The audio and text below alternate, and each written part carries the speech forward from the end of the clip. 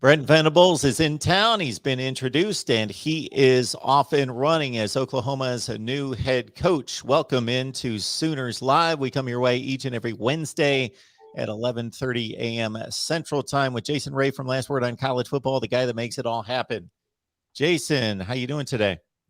Doing good, Mark. It's calmed down just a little bit as we were talking off air. Last week was kind of a whirlwind, but it's starting to calm down a little bit now. And then, now it's just getting his staff in here, recruiting, and seeing what that looks like as we head into Oklahoma's bowl game here in the latter part of December. Folks, leave your comments and questions. We will get to them here in the next hour talking Sooners football.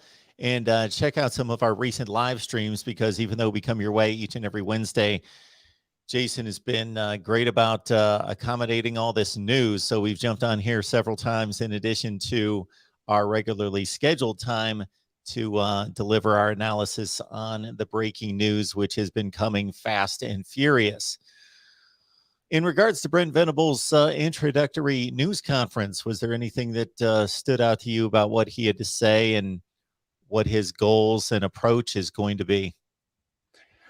Yeah, I think not anything really unexpected, Mark, but I think the fan base is so incredibly behind this hire. I think this was at least right now was the perfect guy on the outside looking in, that a lot of people think is the guy that can bring what many people think that Oklahoma needs is a new level of toughness, is a new level of really commitment to playing really strong on the defensive side. He talked about playing.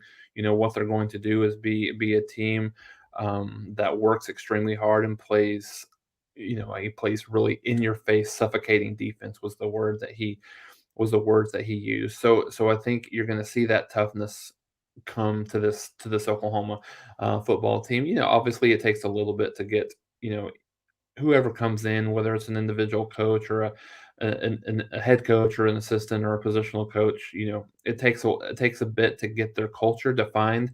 Obviously within the program, but we've talked a little bit about Oklahoma has moved on to a little bit more of a country club type atmosphere over the last couple of years, and I think that will be something that will change. I think almost immediately. So a little bit of shade from time to time, not anything real derogatory, but I think from a recruiting perspective, I think there is going to be a big change in really the approach, which Oklahoma, and I think this is not necessarily specific to Oklahoma. I think a lot of people just throw out a lot of these big programs. They just throw out offers to almost anyone and everyone. And he was very specific and very direct and said that that there's not going to be a lot of that. We're not just going to offer everyone.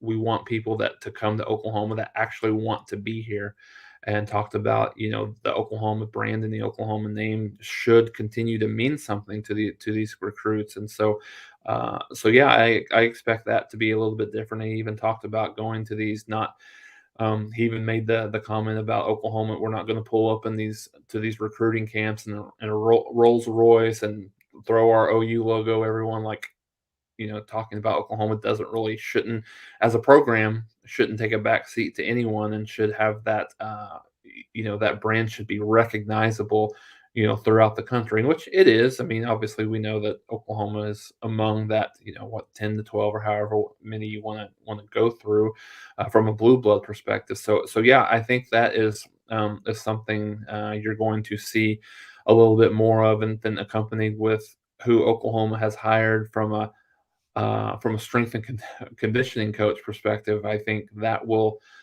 go a long way in changing the culture from a toughness perspective. That's going to come into that program here pretty soon. So that country club approach, not necessarily the best way to go when it comes to playing football. Football's a Right. rugged, gritty, determined sport. So the country club approach doesn't work too well. If to get across to those kids, put in 3 or 4 years here, and then maybe we'll set you up for 10 years in the NFL. Then you can belong to all sorts of country clubs after that. But yeah, it's going to be intriguing to see how different this program is and how that's displayed on the field. I'm sure you're aware that Oklahoma State lost its defensive coordinator, who obviously did an outstanding job there, Jim Knowles. I was just comparing the stats of his Oklahoma State defenses with the Ohio State defense he's inheriting, which from an athletic standpoint is superior. So at least they've got a guy that has done a tremendous job at their rival school out of the way. Not that they won't hire somebody to replace him who's capable. But now on to the recruiting situation, because you've got your student athletes who are very invested in that particular school, want to go to that school, and they are going to stand pat.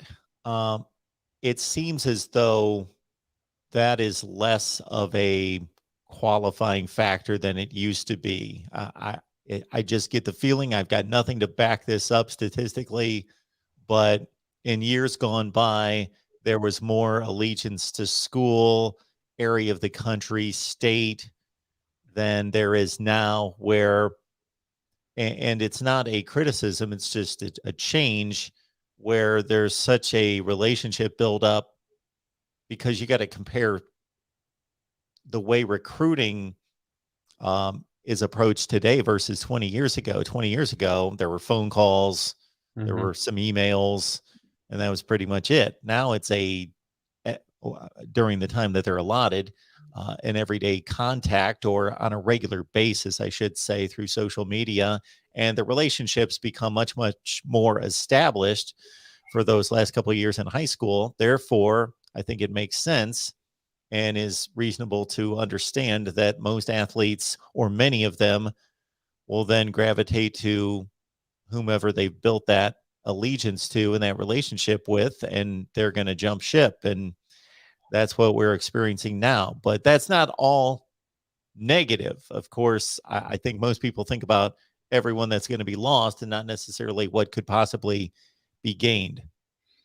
Yeah, no, that's fair, Mark. And I think just to start from the beginning, from the relationship perspective, and you hit the nail on the head. That's very, very important in this day and age. I think there's a couple of things that kids probably look at when they're recruiting to a team. One is, especially a very high level recruit is looking for a combination of a coach and a program and a team that they feel like that is able to put them in the best position possible to get to the next level. But I think, Mark, to your point, a lot of these, it's not always necessarily the school, not necessarily how good this team is about that, but I think more so, Mark, exactly what you said, the relationships that some of these recruits have built with these positional coaches or coordinators or whoever it was that had been recruiting them hard. So I think Oklahoma has lost a few in the 2022 cycle that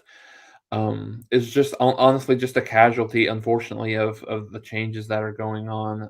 A little bit surprising, not not entirely, but a little bit surprising that Venables decided he basically is getting rid of the entire defensive staff. So a little bit surprising in the fact that specifically a guy like Calvin Thibodeau, who played for Venables at Oklahoma, has done a really good job on the recruiting side. I think there's some maybe concerns on how well he's able to coach just from a day-to-day positional perspective and being what Oklahoma needs to have. But so I mean, maybe that's Jamar Cain is another guy that has been really instrumental in getting some of these, in getting some of the talent upgraded at Oklahoma. But as we saw on the field, maybe the development's not necessarily where Oklahoma needs it to be, at all times. So you don't blame Brent for wanting to come in and kind of have his guys and put his staple on the program. So yeah, I mean, there's a couple of recruits that Oklahoma lost based on that, but you have to assume that based on who Oklahoma is going to bring in staff wise, which really hardly anybody has been announced outside of just today. there was a coach from Clemson, off the field coach who was going to come in and coach Oklahoma's defensive ends. I'm trying to remember the guy's name. It just happened just right. His name is Miguel. I'll get his name here. First name is Miguel. I'm trying to get his last name here, but he was on the off field role, and he's moving on to Oklahoma, going to be the defensive end coach. Really hasn't been announced by Oklahoma, but he has announced this on his on the social media pages. So I mean, I would assume that's pretty well a good indicator. So, and I think the last point that I'm making, just completely agree with you. There'll be some recruits that have committed to Clemson that certainly will decommit and either choose to go to Oklahoma or somewhere else. There'll be some commits maybe from Ole Miss or other programs that Oklahoma might be bringing in coaches for. But I think at the same time you have a limited amount of time here in the early signing period. So it's very critical that Oklahoma gets into some of these kids' um, homes and just be able to at least have that conversation with the kids, trying to get them. Maybe some of them that have flipped away from Oklahoma, but I think Oklahoma probably will be very busy from a transfer portal perspective, and even the late signing period as well. Miguel Chavis is Yes. the addition to the defensive staff. Steven is asking whether Lincoln Riley left this program in better shape than what he inherited. It's a good question. I mean, he was given the keys to a very, very good setup, both on the offense and defensive side, more particularly on the offensive side. When he joined Oklahoma, I would say slightly worse, and part of it has to do with the timing on who has either elected to transfer and elected to leave. From a decommitment 2022 perspective. But I think when you look at, we talked about this a fair amount of times, but the downward trajectory that Oklahoma has been in each year has been, just in terms of not necessarily talking about Big 12 championships, but mostly talking about just in terms of what Oklahoma has done on the national stage. Very, very competitive with Georgia. Should have won that game. Didn't win the game, and then progressively Alabama, and then LSU the next 2 years wasn't quite as good, obviously, and then the last 2 years did not make the Big 12 championship game, and then wasn't even a participant this year. So I think the downward trajectory plus some of that, I would say slightly worse than he found it. That LSU game in particular was tough to watch. I don't have a rooting interest in these games, and just watching that game and feeling for a fan base and feeling for everyone connected to Oklahoma, it just obviously wasn't competitive at all. Now, that was a great LSU team, maybe an all-time great team.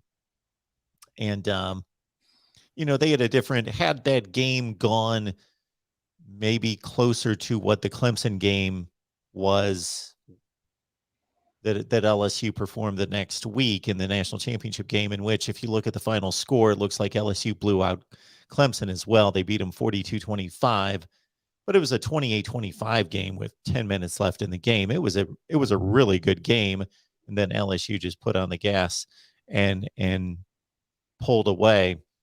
I just had that sense in watching the athletes on the field and watching just the first few drives of that Oklahoma LSU game that, it was going to be brutal.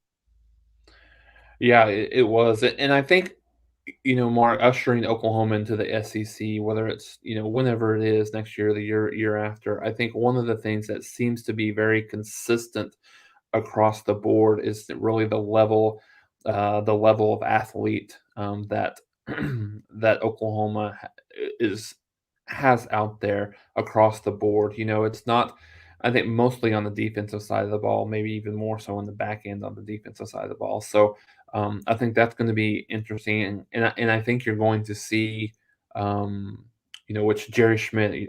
We didn't really get into the specifics, but Jerry Schmidt has been brought over from Texas A&M, is going to be Oklahoma's new strength and conditioning coach. Russell Dennison, who's the assistant there, is coming over as well as the assistant. So a lot of familiarity within the Oklahoma program was with Oklahoma and Bob Stoops from 1998 to 2017.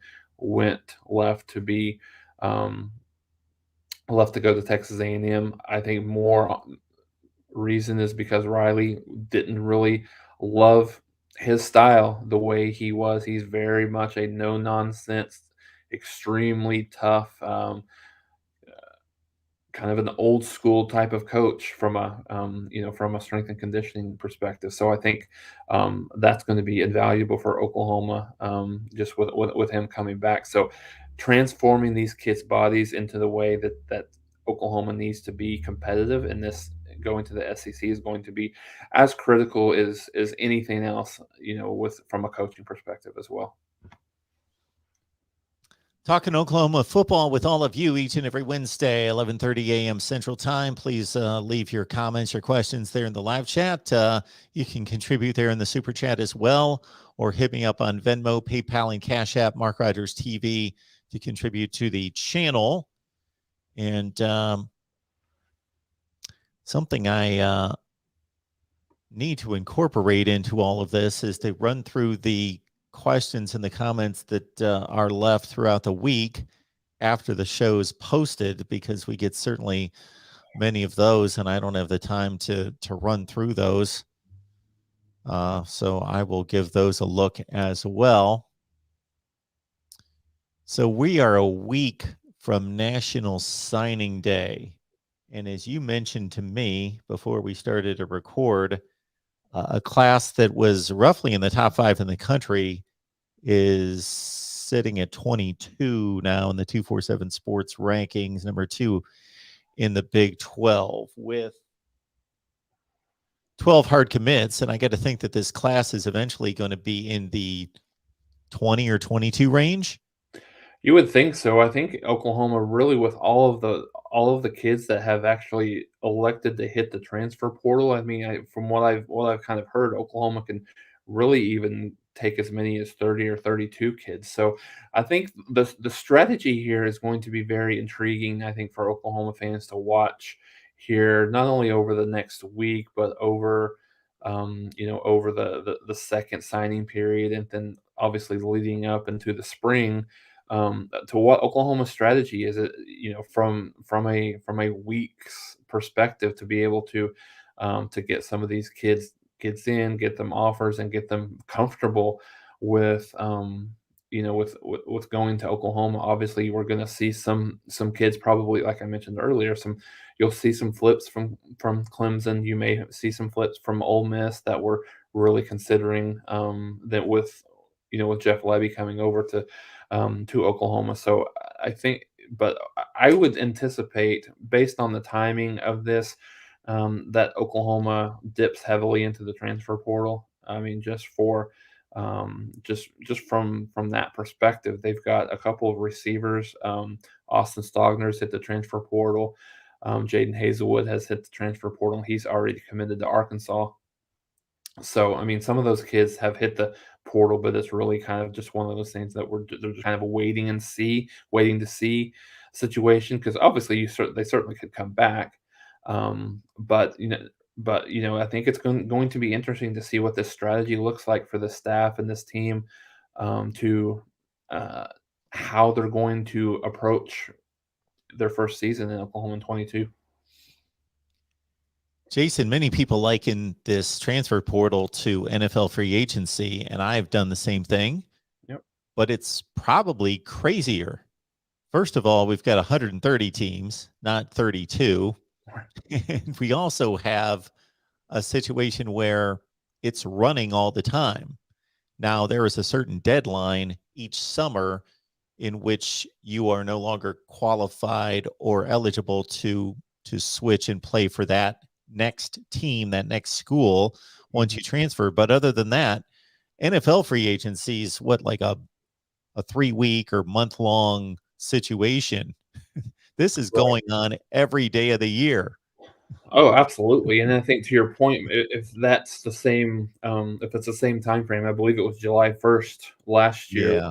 which was the deadline, which gives, some of these kids a large opportunity, a large time frame to decide what they want to do. So I think, this was it's kind of funny the comment that we have. This was my immediate thought with I knew exactly how many I know exactly how many kids that it looks like that Oklahoma's probably going to lose off the defensive end or the defensive line perspective. So getting if Oklahoma were to get a guy like Breesy over from Clemson, that would be a significant add. I've not heard any smoke about that. I'm just saying that was just Yeah. something. I mean, Oklahoma fans know that we're going to get one, right? I mean, Venables' son is obviously absolutely going to transfer. I mean, you'd be unless he just says, "I don't want to play for my dad anymore. I just want to make my own name," right? I mean, you would certainly expect him to come over, but yeah, it's I mean, to your point about free agency, 130 teams with just if last year was any indication, just tons and tons of kids. Coming into the transfer portal. So, and I guess that's the beauty, or maybe even the curse, however you want to look at it. But the beauty of something like this happening in the time frame that it happens is you can pretty much you can put a patchwork team together based on the transfer portal these days, right? Like before this was the thing, if Oklahoma losing a head coach this close to a signing day was almost a death sentence for the next year, right? But now you have this opportunity that you can possibly, make a makeshift. Obviously, you can't do it for a whole team or anything like that. But if you have areas of the team and areas of the program that's a little bit thinner, you can obviously, bolster your team with that. So I think I mean, that's going to be really big. But I think from a recruiting perspective, we've talked about this. Caleb Williams is probably the biggest, one of the biggest internal recruits that they have, and things seem to be pointing in the right direction with him. Yeah, one of the things that Bob Stoops mentioned in his introductory press conference that the players are the program. There's not a single coach that's the program. It's the it is the players. And during Venables' press conference, almost all the players were there, and um, they all had shirts that said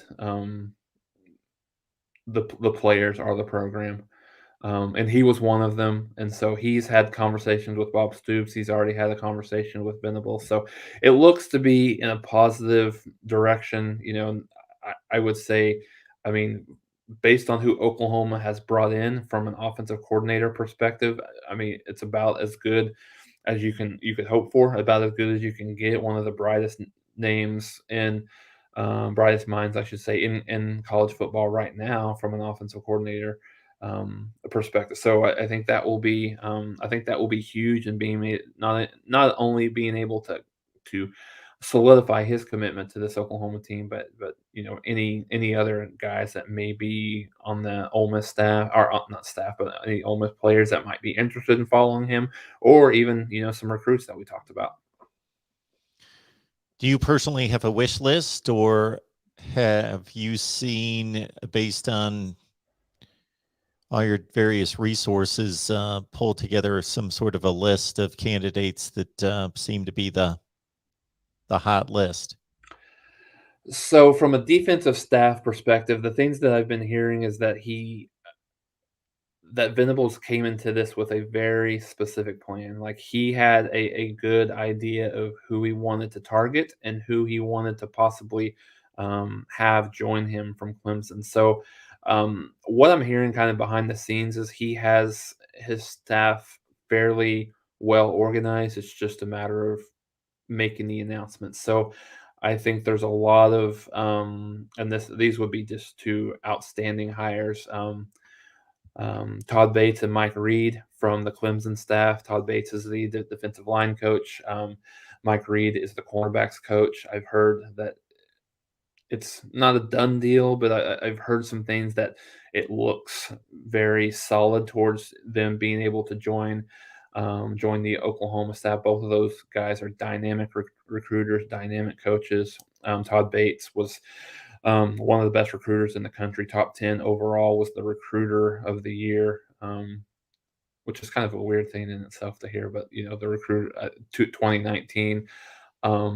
So I think those are a couple of guys, and there's obviously we talked about the defensive end guys coming now, but I think the defensive coordinator is really interesting. So the thing that I've heard over the last couple of days is that Oklahoma is waiting, not necessarily just for the coordinator, but there's another position or two that Oklahoma's waiting on naming that person because those people are involved in a very, very, very important games coming up. So that lends you to believe it's within 4 teams, right? So, there's been a lot of discussion, nothing it's been extremely confirmed outside of just kind of message board and, kind of, sourcing, but that Kirby Smart really wants this is just kind of some things that I've heard. Kirby Smart really wants Muschamp to be his DC. I don't know how much truth there is to that.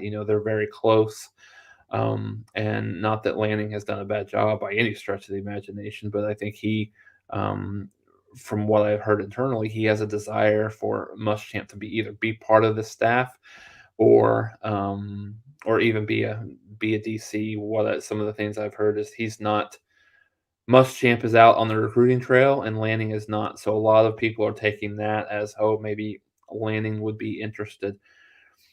From the outside looking in, it's hard to envision that.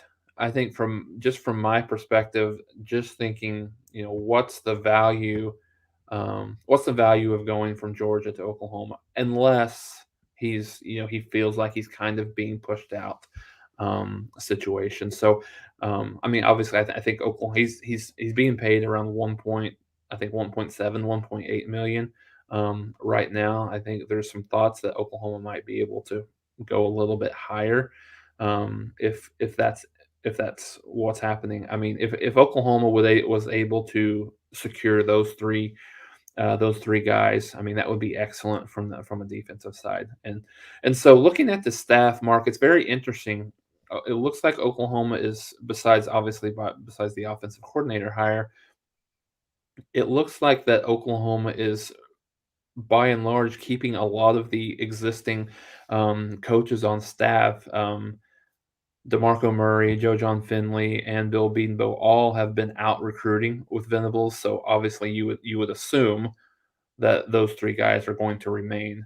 So I think there's a couple of spots on the offensive side that will be interesting to see how those are filled. The wide receiver coach, Dennis Simmons, was previously in that role as one of the lead recruiters as well. There have been some discussions that Malcolm Kelly might have an interest in coming over from TCU to really, a lot of people think one of the better up and coming wide receiver coaches in the country. Um, and then I think what does Oklahoma do from a quarterback coach perspective? That could be something that's added to Levy's role.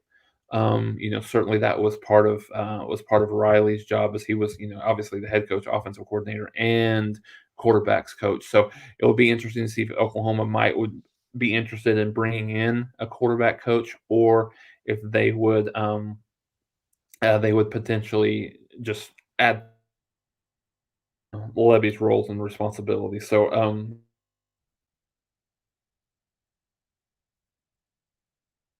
college football playoff that are potentially going to come over basically after that.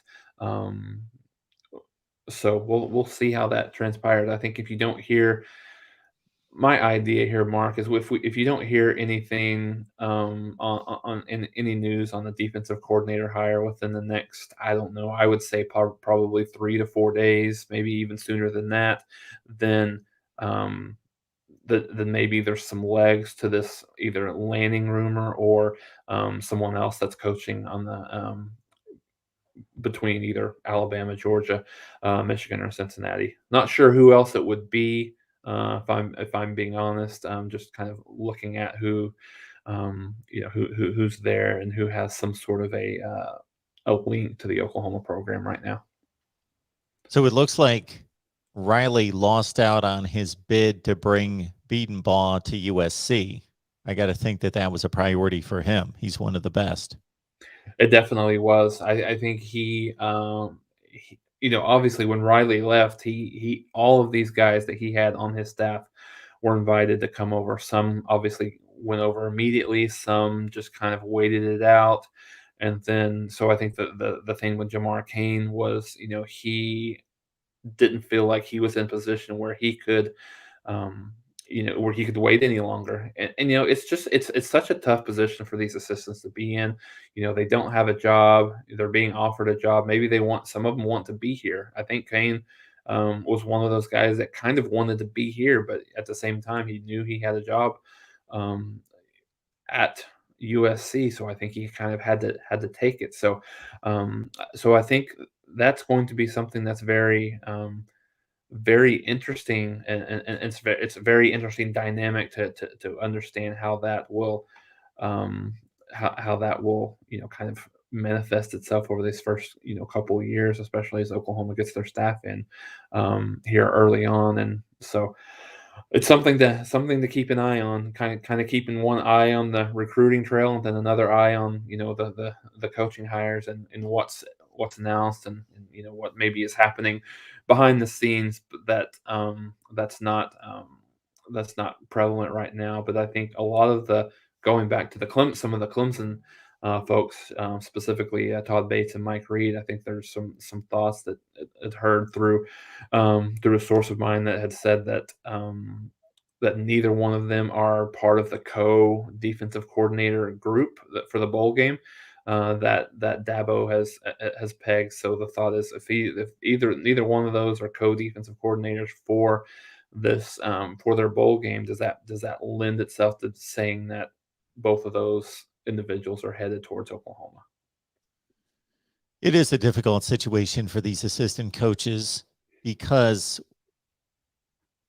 these head coaches, obviously, they come and go. They take jobs. They're courted. We've seen everything transpire at all these major schools over the past few weeks, and I don't know that we've seen this type of activity with these big of jobs involved in a long, long time, all in one off season.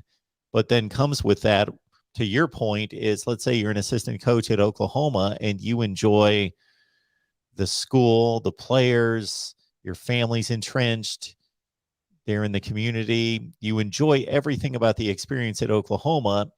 And for the most part, your thinking is that even though Lincoln Riley went to USC and you were offered a job, you would like to stay at Oklahoma and just would be able to probably work with just about any other head coach that comes in and be fine with that and just have a new boss. But you don't know if they're going to come in with the approach that they're going to blindly clean house and just want to bring in their own staff. So you don't know if you have a job. So just for safety purposes, you got to think that a lot of people do follow the previous head coach just for job security, and that's totally understandable. Yeah, absolutely. And I think, it's interesting, obviously Oklahoma bringing in a very strong defensive minded head coach. You have to kind of assume to a certain degree that he wanted to have more of a hand on who he's going to have as part of that staff. Whereas, obviously he knows offense. You've got to know offense to be able to coach defense at a high level. But obviously that's not his forte. So I think he's probably going to rely on someone, like a Jeff Levy that has been really, really strong on the offensive side, and then keep a lot of those guys intact that have been, because offense traditionally over the last 5 years, specifically under Riley, hasn't been the issue. It's been more of on the defensive side. So I think that doesn't make that surprising when you look at it. But yeah, it's such a crazy and weird situation for for these staff members to be in, and really don't blame them for leaving and deciding to leave, and outside of just kind of being in limbo, stuff like that. So I think that's part of the uncertainty and unfortunateness of of coaching changes, especially in a quick manner. Folks, we appreciate everyone being here. We've got about 260 online. Thanks for being here. And we would ask that you would invite your family and friends to come along. So we're here every Wednesday at 11:30 a.m. Central Time. If you know Oklahoma football fans, or as you can see in the live chat, college football fans, even Texas fans show up. And despite some of their recent struggles, are still quite vocal. So regardless of your fan base, you're invited here. But obviously, Sooner fans, we want as many as possible to join us each and every week. So let people know that we're here talking Oklahoma football.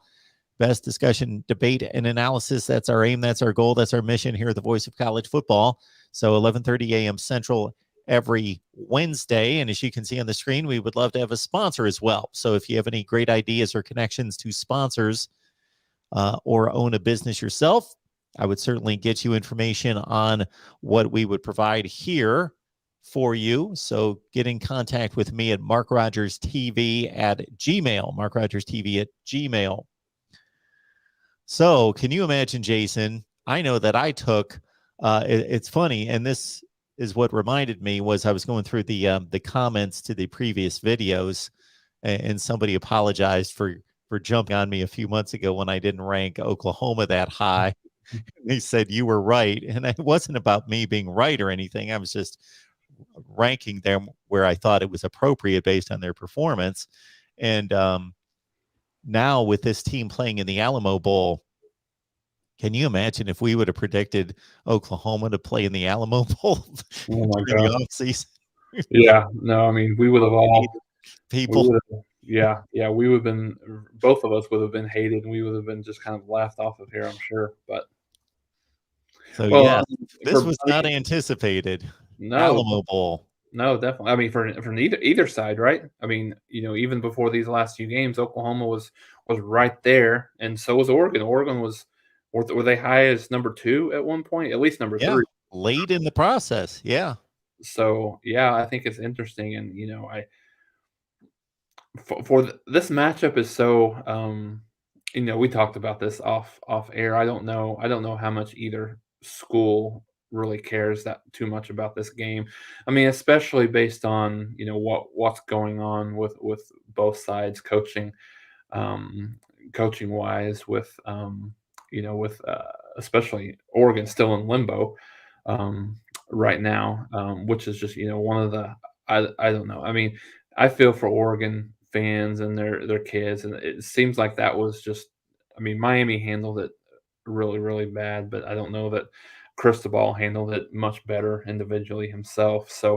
Um, so yeah, I think it's in two interim coaches coaching in this game.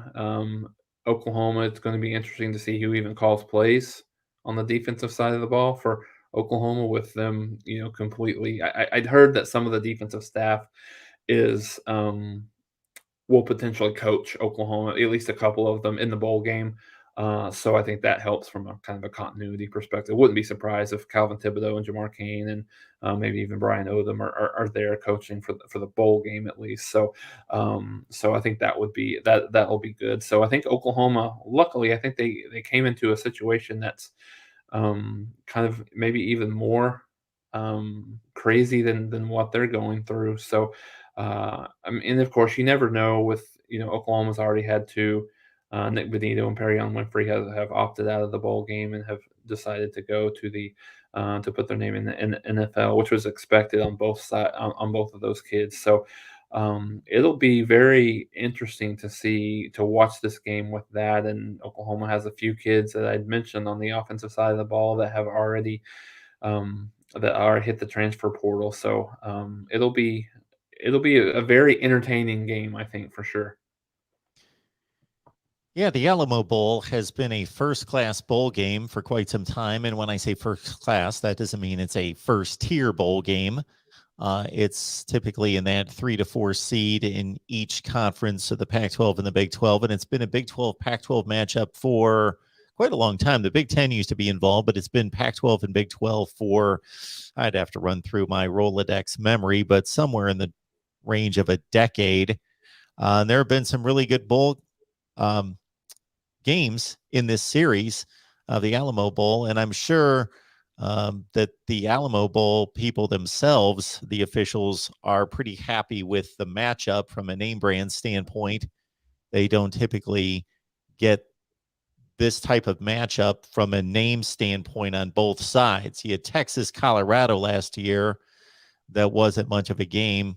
Mm-hmm. And in the past, you've had a lot of TCUs and I don't know. Stanford's been there. They actually played an epic game about 5 years ago where one of them was in front. I think Stanford had this enormous lead and TCU came storming back. And Oregon and TCU also had a game in which Mm-hmm. it was some crazy 30-point spread and one of them came back and won the game. So that happened in the span of like 3 or 4 years. Mm-hmm. So the Alamo Bowl's always been a tremendous game, Pac-12 and Big 12, and it's kind of funny from a coaching standpoint. It's going to be quite the throwback with Mike Bellotti coaching the Oregon team. So Mike Bellotti is pre-Bob's or pre-Chip Kelly Mm-hmm. Oregon coach for a long time there, and of course Bob Stoops on the Oklahoma side. While I'm sure there are going to be all sorts of opt-outs, I know Kayvon Thibodeau, who's Mm-hmm. arguably the best defensive player in the country, has opted out on the Oregon side. I haven't heard of any others yet, but No, I haven't either. That was so yeah, that's the only one that I heard too. we'll get acquainted with a lot of young players, as is becoming the norm here during bowl season. Well, I think it's interesting to your point, Mark. I don't know that I'll have to go back and look, but I don't think Oklahoma's actually ever played in the Alamo Bowl. So I don't they think so played either. not in the bowl game itself. I know there was a Big 12 championship game, I think 2017. Oklahoma defeated Missouri, which was at the Alamo Dome there, but they've never played in the Alamo Bowl itself. So, yeah, it should be. I mean, in a relatively, I don't know what from a fan base perspective. I mean, sure there'll be a lot of people that are interested just to go attend to see Bob Stoops coach again, and just as part of that dynamic within the Oklahoma program, and just being fairly close in proximity to Norman, but I mean specific way more than Eugene for sure. But yeah, so have with that being, I think there's still a lot of interest, and I think there's a lot of with kind of the energy that was sapped out, with Lincoln Riley leaving. I think the energy is much higher back to where it was, and maybe even a little bit more so than what it was before for Oklahoma fans. So I would assume that most Oklahoma fans will travel well for this game. I'm looking at the history of the games and it's bringing back a lot of memories. So it's sparking my memory to a lot of these games. And the first Alamo Bowl was in 1993 and it was Big 10 Pac 12. But then the contract kicked in with the Big 12 the next year. So starting in 1994 and going forward, it's always been a Big 12 team. And it was a Big 12 Big 10 matchup for quite a long time until we got to, looks like it was 2010 was the first Big 12 Pac-12 game, and it's been those two conferences ever since. But to your point, Oklahoma State, Baylor, Texas, Kansas State, TCU, Oklahoma State, TCU, Iowa State, Texas the last 2 years beating Utah and Colorado. So no Oklahoma in the Alamo Bowl.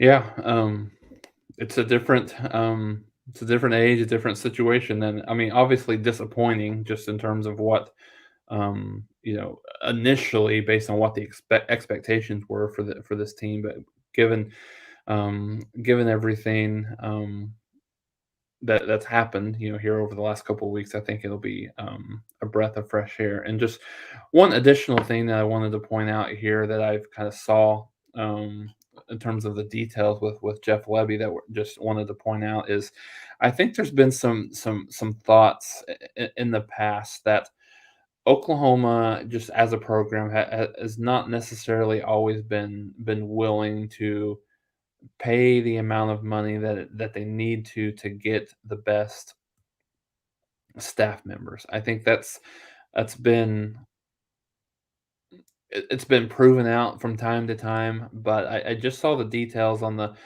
Jeff Levy hire. He's going to be making around $2 million here at Oklahoma, which makes him one of,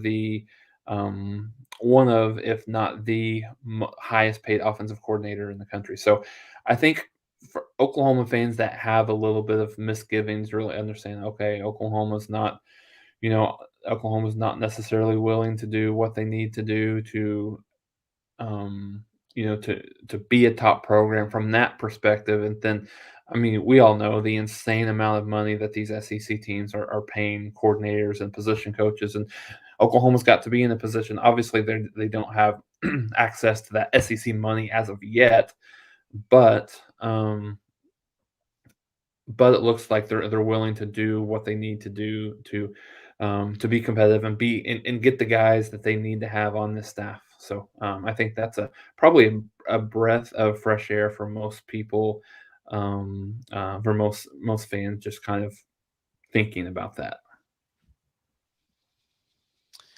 So we appreciate everyone in the chat. I'll remind everyone that we not necessarily encourage trash talking, but it's allowed within the confines of college football discussion. And when I say trash talking, I mean in a respectful way. And I know that those two terms don't necessarily mesh. It's a bit of an oxymoron, but I think any reasonable person would know what I'm talking about. There's nothing wrong with good, clean fan base ribbing back and forth, but let's keep it on college football and keep it non-personal, everyone. So there's been a couple of complaints there. I don't see anything that's that egregious that I can find. So again, please don't force us to have to remove your comments or block you in any such way. Even Texas and Oklahoma people can get along. All right, Jason, we appreciate you being here a number of times this week. And again, everyone, if you want our breakdown of what's transpired over the last few days, we've got a number of live streams and videos that have been posted. So please check those out. And Jason's got his work at Last Word on College Football. So check out what's going on there as well. Is there anything in particular you'd like to point people to? I mean, not necessarily. I mean, we're going to start having some recruiting coverage here over the next week with some of our National Signing Day stuff like that. And I'm sure me and you will obviously have a lot to say about that next Wednesday as well. But yeah, we'll start having some kind of player profiles and stuff like that. It's a much it's a much more difficult job this year than in previous years, because you kind of really got to have a idea of who Oklahoma's bringing in and who they're going to sign. And right now it's a little bit in flux. I know that Brent Venables is actually in the process of talking, trying to re-recruit a couple of those decommitments in the Texas area over the next couple of days. So that should be something. But yeah, we'll to keep an eye on. But yeah, we'll have some of those recruiting profiles, and then we'll just have an overall look at what Oklahoma's recruiting class looks like in general. Next Wednesday, folks, it's National Signing Day, December 15th. So we will be here at 11:30 a.m. Central with the Oklahoma story as best as we can deliver at that point. And again, it's the 22nd rated class in the country, according to 247 Sports. I know that most of you want to see a number closer to 1 than that, but understand that that's not everything. And maybe more so than what has been the norm since there's been an early December signing date. That February date may come into play a little bit more prominently this year for Oklahoma, with only 12 hard commits right now, but we shall see. I'm sure a lot will happen in the next 6 to 7 days. All right, Jason, we appreciate it. As always, this is the guy that makes this channel work and this particular show run as well. Jason Ray, last word on college football. Jason, we always appreciate it. All right. Thanks for having me, Mark.